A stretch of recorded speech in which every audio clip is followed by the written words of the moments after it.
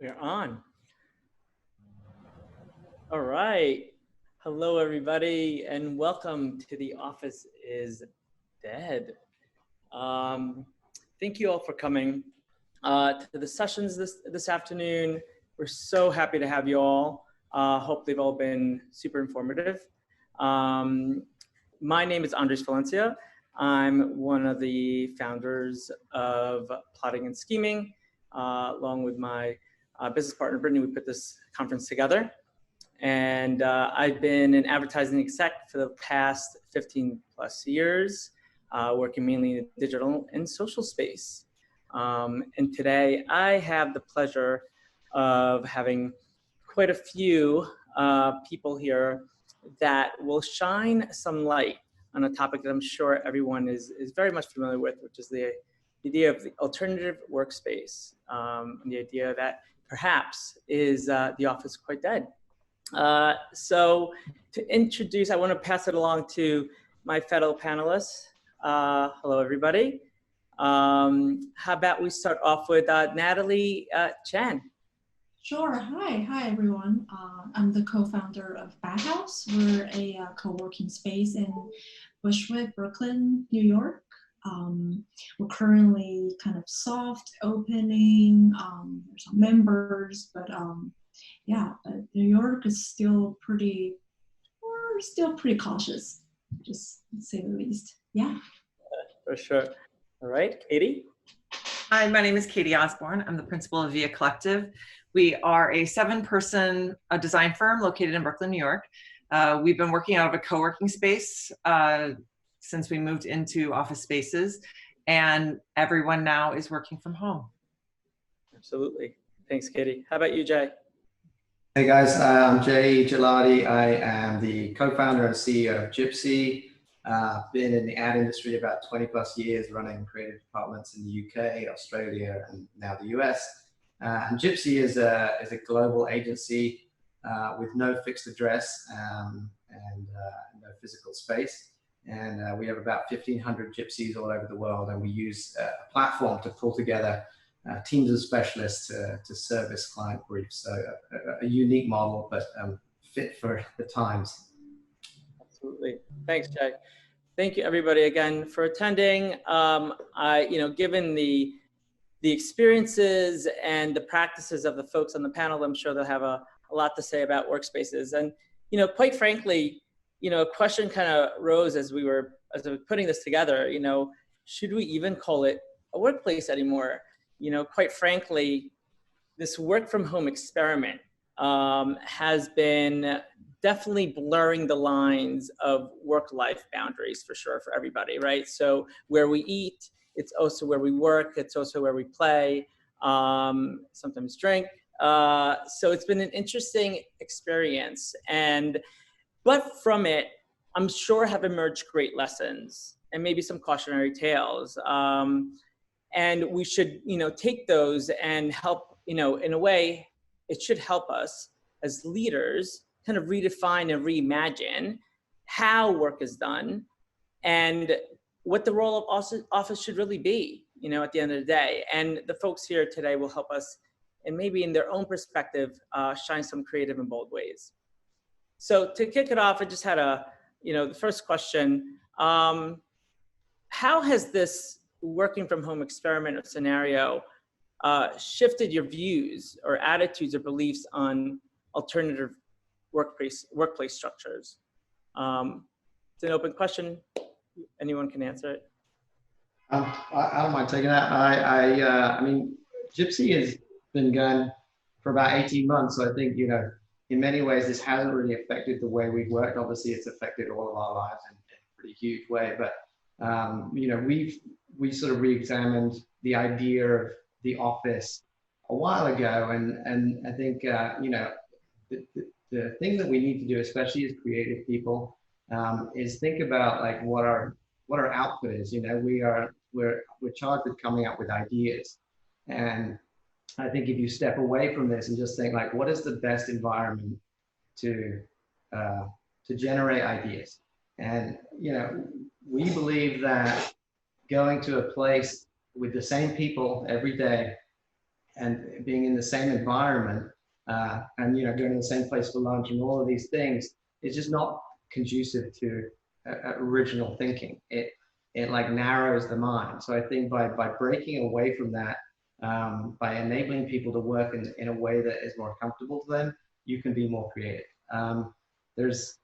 We can go down a bit of a rabbit hole with this thing, but I think you can separate creative thinking into two camps. You can look at original thought, and you can look at derivative ideas. And derivative ideas are when you make connections that are sort of seemingly obvious or things you've seen, and by going to a place where you turn your brain on to say, this is a place where you go and come up with ideas, leads to derivative thinking.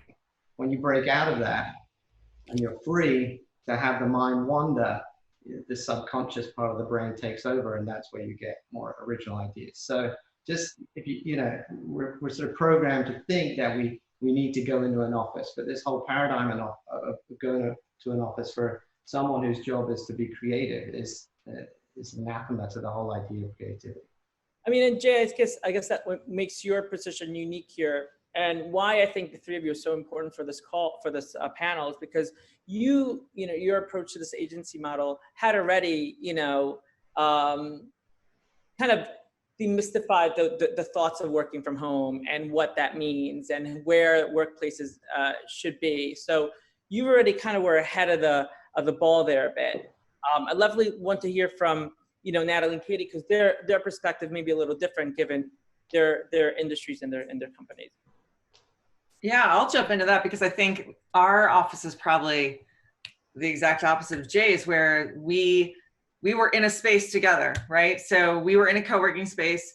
Although we have a team of 7, we only had 4 desks, and people would float either because they were at meetings or they were working elsewhere, or they would just work in the common spaces, right? So we have an office, but it wasn't like old school corporate office kind of idea. However, the big shift that happened for us when we all started working from home is what's actually happened is the team has actually become stronger and more connected, and I believe there's a stronger collaboration between us because we can't rely on our old habits of just turning to somebody, knowing somebody's going to be in the office, having that side conversation, going to get a coffee together kind of thing. Via Collective started doing morning huddles where we had 5 questions, and it started with, how are you today? Which was a very important question to ask because this was an incredibly difficult time for a multitude of reasons for people. And we got really honest answers. And it was, I think that in and of itself really brought our team closer together. And then it was, what did you accomplish yesterday? So we could help each other celebrate their accomplishments. What's your big goal for today, so that everybody could know what they were focused on? What do you need assistance on from your teammates, so that we could know how we could help each other, especially when we're not all in the same place and you can't turn to somebody. It allowed us to really be aware of what people were going through. And then a shout out to a team member. Because again, when you're not in the space, you can't turn and just thank someone, right? So this structure very actively made us connect in a deeper way than we had been connecting previously. So the outcomes of working in our own homes, it was the structure that we set up around that allowed us to connect and become a stronger team because of it. Amazing. That's fantastic. And we'll touch upon the points that you both have brought up, because there is, and we talked about, there's this psychological impact, to this working from home, right? In terms of morale, in terms of there's downfalls, and then there's obviously the spatial kind of impact to it. So we'll touch upon those a little bit later, but I wanted to hear Natalie's take on Yeah. Go ahead. I think so before the pandemic, a lot of our customers, clients, members, you would say, they'll come to a co-working space. They are freelancers, they're already kind of free spirits. They don't want to stay at home, so they come here. And we've seen a lot of people just kind of collaborate because they share lunch together. You know, I mean, like they have different companies. One's a web developer, one's a video editor. They'll collaborate. So this thing's already happening before a pandemic, and then now we're catching people like Katie, this company like people are more selective in a way. They want to know why they want to meet up and when they want to meet up, where, right? Now they don't have a physical one location. So now they come out, they're like, let's Google which spaces can accommodate us this week, or in Brooklyn, for example, right? So having that after pandemic as a team, like Katie said, it will make you stronger because you can go out and meet more new people. So as a co-working space, that's what we're here for, you know, as a holder for everyone after this thing, that we just started thinking how we're gonna do this. And we're, you know, one approach. Amazing, amazing. I just follow on from that. I think it's, you know, I think this idea that because we don't go to an office means that we don't collaborate isn't true at all. I think we're just looking for different ways to collaborate, you know, and to your point, it's like, go to a co-working space, go wherever. But I think, you know, there are moments where you need to collaborate, and there are moments where you need to be out thinking on your own and coming up with ideas. And so we just need to get the balance right. And in my mind, the balance is off, you know. The reason that we've all congregated in offices is because that's what we've been programmed to do, because people have to go to offices to do their job. And, you know, behaviors typically take years, if not decades, to shift. And technology is changing at such a rate that it enables us to change, but we don't change because we've been programmed that if you don't go into an office, well, you're not working.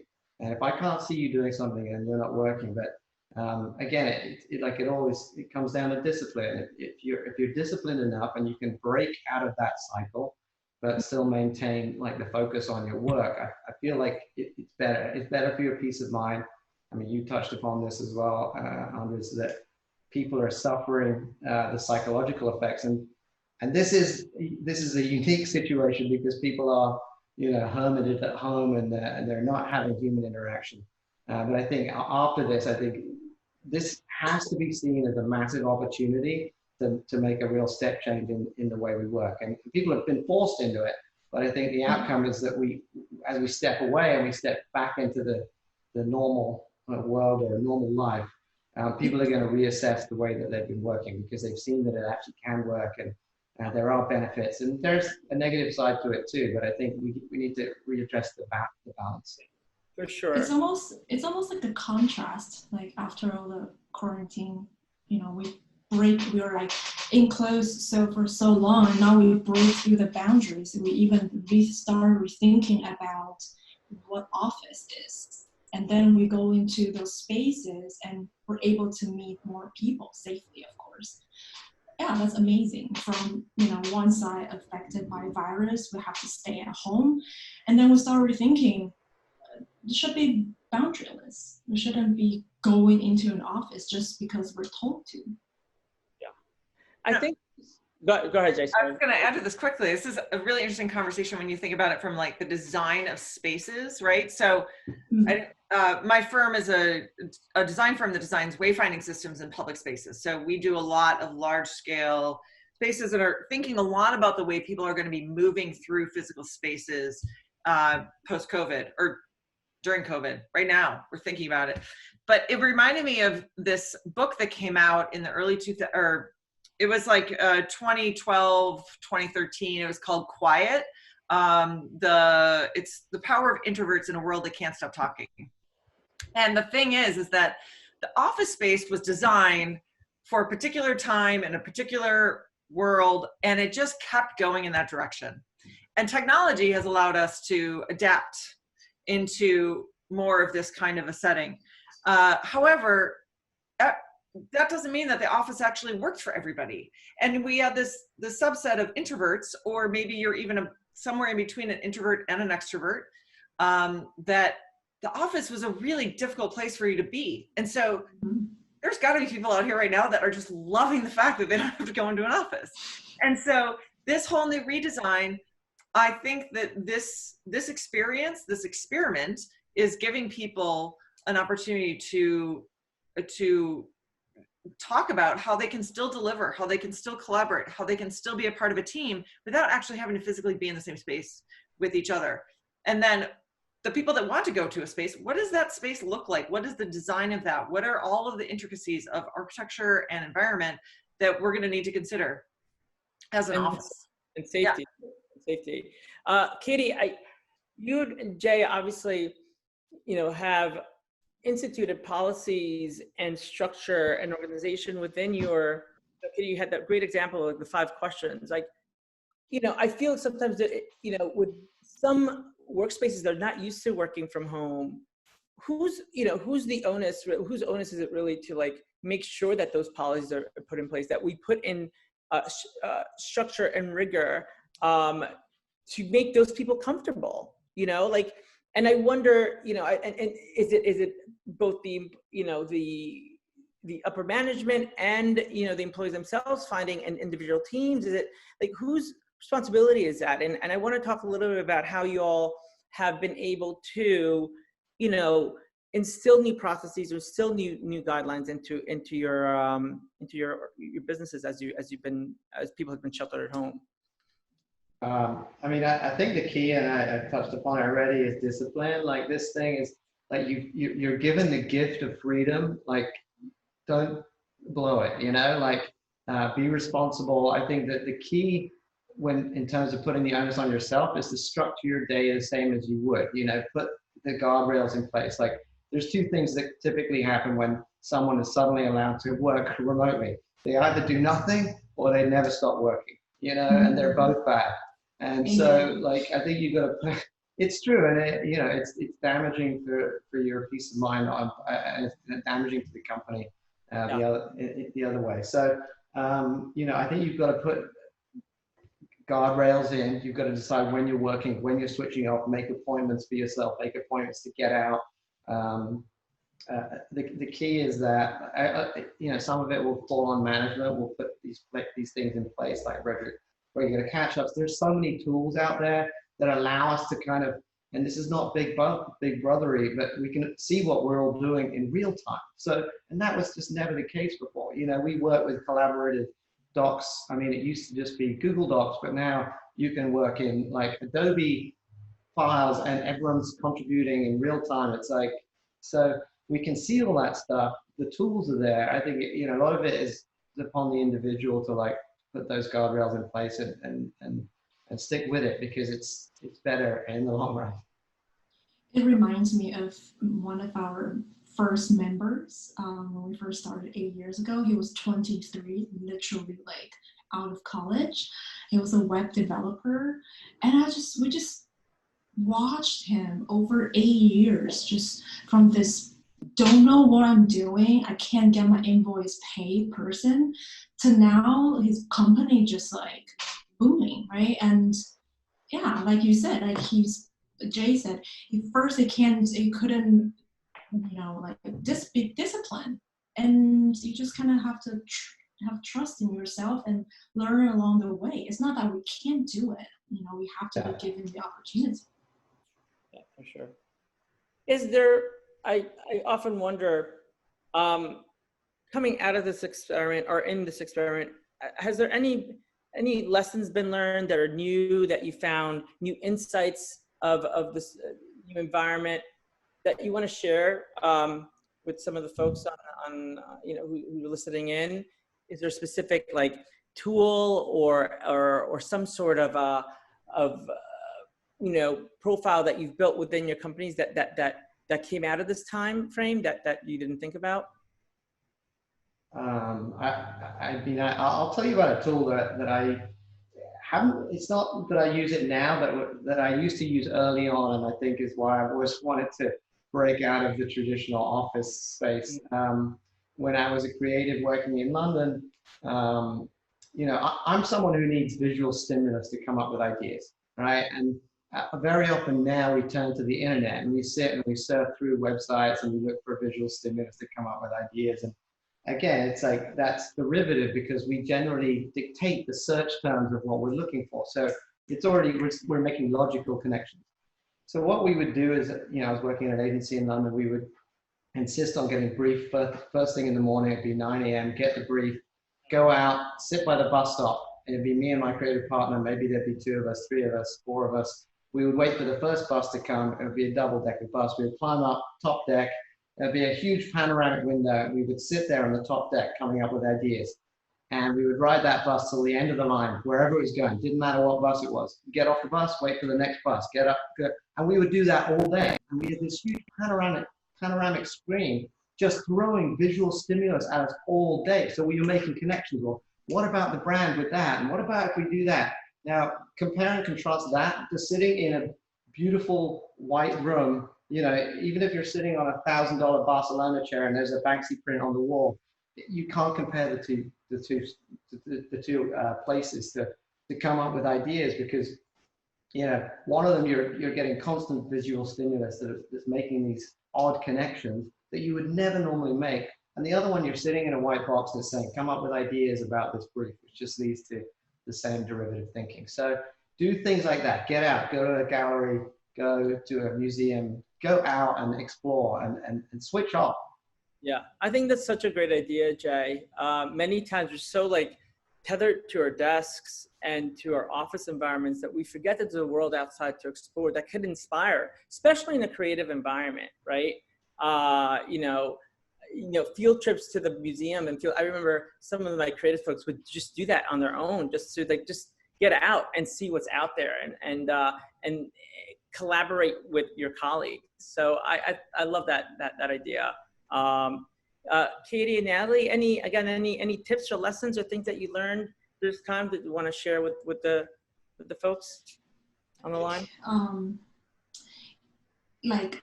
Find a small circle of people that you trust in terms of COVID free, and just brainstorm. As co-working owner, our concerns is always about overhead. Can we maintain this business, right? And then this anxiety and stress can't just go between me and my founder, right? My business partner. It has to go somewhere else too. And then other people, they all have their, one person she's food historian, she has her issues. And then when we all get together physically in person, it's either in our backyard during happy hour or in the park, just let it out, right? Say it, tell it to someone else that are willing to listen. And I think that's more healing and helpful than anything else, especially during this time. So yeah, in-person conversation. That's fantastic. Katie, any thoughts on that? Yeah, I think it's interesting, as a leader of the company and I always have ideas about where things are going. I was thinking back to the earlier conversation about how do you posed about how do you come up with the policies and procedures. It's as a leader of the company, that's your responsibility to develop that stuff, but you have this huge opportunity to involve everyone else. And my team has been phenomenal at bringing other ideas to the table, of giving me feedback on the best ways to move forward. I am brand new to this like everybody else. So, I think one of the things that's really interesting about the overall structures of companies, overall hierarchy of companies is being challenged in a whole new way that wasn't previously out there because we were more in this traditional space. So, being able to level the playing field and put it out there to your team that you all have a say in how this is going to work and move forward. Not only are they going to be more excited to be part of that team, but then it's not all on you. It's as an owner of a company, there's so much on you in terms of pressure. So let people get involved. Allow them to participate and make policy and contribute to policy in a way that they may not have thought they were capable of previously. Yeah. Amazing. We struck upon some of the benefits of working from home, and you all have had a lot of touches on good productivity, good, strong collaboration, still strong work output, which is fantastic to hear. But of course, there are some impairments, and folks who are detractors who say that there is, you know, a sort of deterrent to having alternative workspaces because it may affect corporate culture, it may affect community, it may affect the feeling of that feeling of belonging and camaraderie. I know I've built the best relationships in my entire life, friendship and otherwise, through being at work and being in collaborative, you know, in-person teams. So what do you all say to the detractors? Do you agree with those statements? And if you do, how can we overcome, you know, those barriers? I'll jump in on this one. Actually, just yesterday I was participating in an event about new business development, and you know, this experience has really shifted us to focus on relationships in a deeper way than we ever have. And I think the office holds, the traditional or non-traditional office holds a different purpose for different people within the time of their career. And I remember as a younger designer, the office was a great way for me to meet other designers and meet other people within the field per se. But as I've grown in my career, it's different. And I personally am, as in my role now, being out of the office is actually incredibly helpful for me in terms of like what my role is and what I need to do. But the one thing I am really missing out on is developing those one-on-one relationships with potential clients, with colleagues, with those outside of my company. Because building the relationships within my company, we have set up processes and structures around that. But I'm figuring out new ways to develop truly authentic relationships one-on-one with people for future collaborations, you know, and that's. And Katie, how are you, what's some of the things that you're implementing to do that? Because those are major barriers, and I completely agree with you. What sort of? I've leaned into LinkedIn a lot more, you know, and because I'm not commuting to and from meetings in New York City, I have a lot more time in my day. And so I'm using that time to join more webinars and listen to what people are doing and hear, you know, what's happening out there. And then I actively reach out to people and I say, I saw you on this panel. I'd be really interested in learning more, or, you know, I think there might be some synergies here, or we have this thing in common, you know, and if you've got 10 minutes, let's jump online, you know, and everybody is going to be in front of their computer now. I mean, within the work we do. So it's a little bit easier to, you know, block off time on someone's calendar than it used to be, I think. Wow. But yeah, and in a way, like, as I realize I'm saying this, you have to be even more authentic than you may have previously. Like, I mean, my company never was the one to send out like a monthly email. So like a mass broadcast of stuff, you know, we've always been about one-on-one relationships. But now it's even more like, I can't run into people, you know, I can't just go to an event that I used to go to and then like see someone. I have to be much more thoughtful about reconnecting with people than I had been. And so that's definitely something that's like, you know, a regular on my to-do list. Yeah. Yeah. Dear Natalie, your thoughts? I mean, I agree with your statement. I'm the same. That most of my friends are people that I've met at work, and a lot of the relationships that I've had, you know, whether it be mentors and all the rest of it, that is a challenge.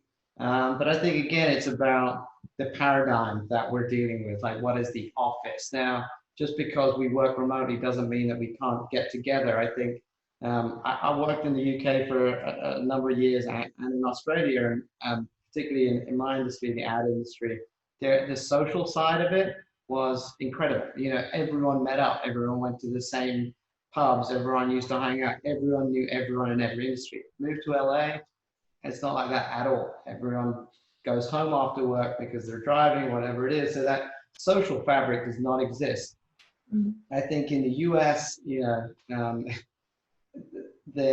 this thing is going to be with us for a while, and there's already a lot of companies that are shifting the way they look at their office space and the way that they collaborate. So I think the opportunity is, like, if someone's got time on their hands and they want a startup idea, that's a great startup idea. I know there's already apps and things that do kind of social meetups within industries.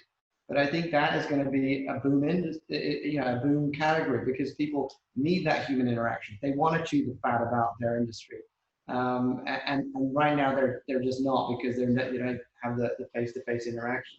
But I actually think it's sort of cross collaboration outside of your immediate workspace is more important. Talking to people from other companies, going to a co-working space, going to a bar, whatever it is.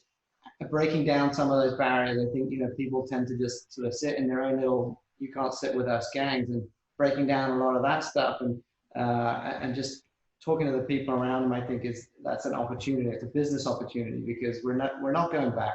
This is going to be the way of the world. We've been catapulted into the future, and now we're dealing with it, and we're playing catch up. For sure. I've been told we have like a minute left. Wow, time just flew. And now I'm sorry I didn't get to that question, but any final thoughts before we adjourn on this topic? I know it's been an interesting ride for a lot of us. Any predictions, any advice, any tips, any final thoughts? Anybody? Just a quick word. Enjoy it. I mean, seriously, we don't know what the next 6 months is going to look like. We have no idea what a year from now is going to look like. Yeah. We're in a place where this is a whole new, there's so much opportunity and silver lining in all this. So enjoy what you can enjoy. Fantastic. Natalie? I would just, sorry, Natalie, do you want to go? Just eat well, exercise, people.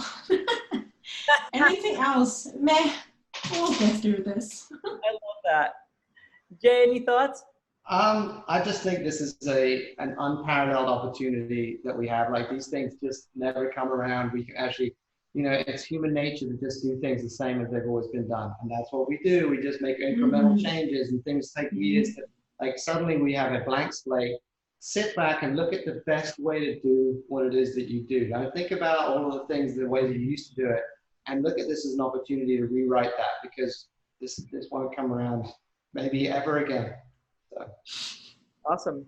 Thank you all so very much for being with us. Hey. Thank you. Folks. Thanks, guys. Thank you. Got some great advice from these honestly really talented folks, and folks that are just really rolling with the punches, but at the same time creating great policies and thought ideas and thought leadership to how we move forward. So thank you all for that.